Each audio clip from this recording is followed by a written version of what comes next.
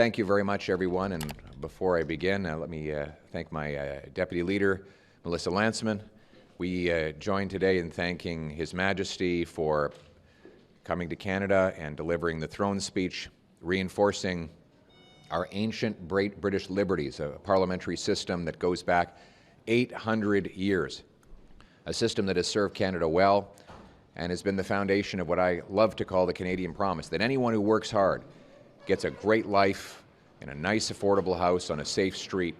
That's the promise that we as Conservatives ran to restore, and it's why we were able to get 2 million more votes and 24 more seats. We inspired a lot of people that we would fight for that Canadian promise and bring forward that hope.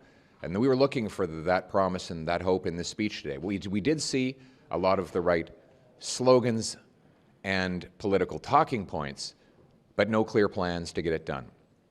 One slogan dealt with controlling government spending, but there were no specific savings to roll back the morbidly obese Liberal government's costs. We saw promises about getting things built, but no mention of oil and gas or pipelines. Pipelines are, of course, the thing we most need to build. Didn't get one mention. Nor did they mention getting rid of the anti-energy laws that have kept our resources in the ground. C-69, the no development law. C-48, the shipping ban. The energy cap. The electric vehicle mandate. All of these things were left out of the speech altogether. No specific plans to get anything done, even though, as the Prime Minister has said, we are in a crisis to break our dependence on the American economy.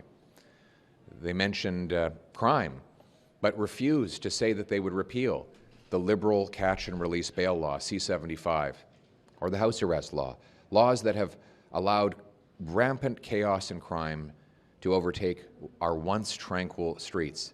No mention of overcoming the opioid crisis and replacing tax-funded drugs and legalization with treatment and recovery.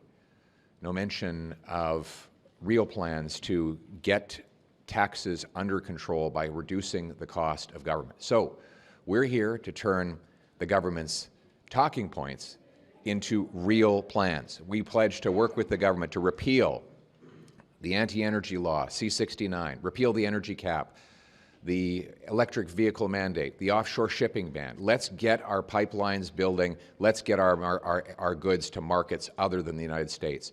We're here to propose cuts to bureaucracy, consultants, foreign aid, and corporate welfare so that we can bring down taxes, debt, and inflation. Let's repeal the catch and release laws so that we can restore safety to our streets. Let's invest in treatment and recovery to bring our loved ones home drug-free. In other words, let's replace the talking points with real plans to get it done. That is what Conservatives pledged to do. That is what Canadians voted for us to fight for, and that is what we will deliver. Thank you very much. So will you support the speech from the throne if there's stuff you can support in it? There are some messages we want to see is plans. So we're going to put forward what we consider to be a constructive amendment that will add very specific plans. So for example, the government says they want to get projects built. Great.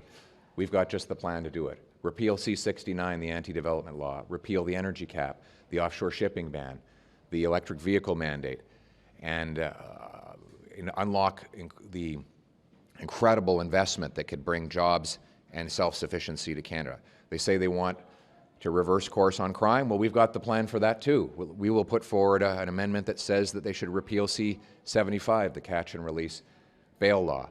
They say they want to get their spending back kind of hilariously under control after decades of overspending. Well, we've got plans for that too.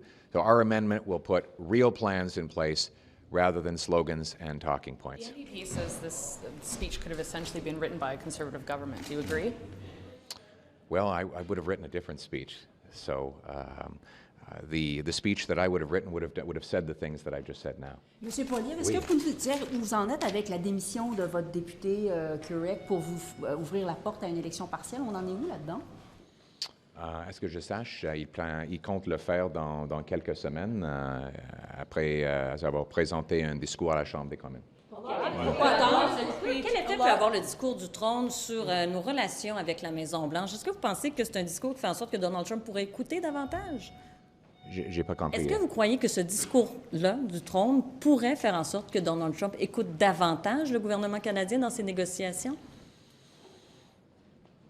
C'est difficile à dire ce que M. Trump va écouter, évidemment, mais je crois que le gouvernement doit se concentrer sur l'autosuffisance ici au Canada. Personne ne va pouvoir contrôler le président des États-Unis. Ce qu'on peut contrôler, c'est ce que nous pouvons faire ici. C'est pour ça que nous avons un plan pour l'autosuffisance. L'idée que le Canada devrait pouvoir produire ses propres produits et d'exporter outre-mer au lieu de dépendre pour à peu près 80% de ses exportations aux États-Unis.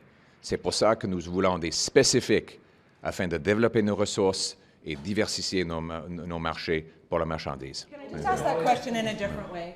Can we just to pick up, a lot of this, having the king, whatever, was meant to assert something about Canada to the world. Did you take that away from the speech? And what do you think the impact of all that messaging is on how people perceive us, including but not limited to Donald Trump?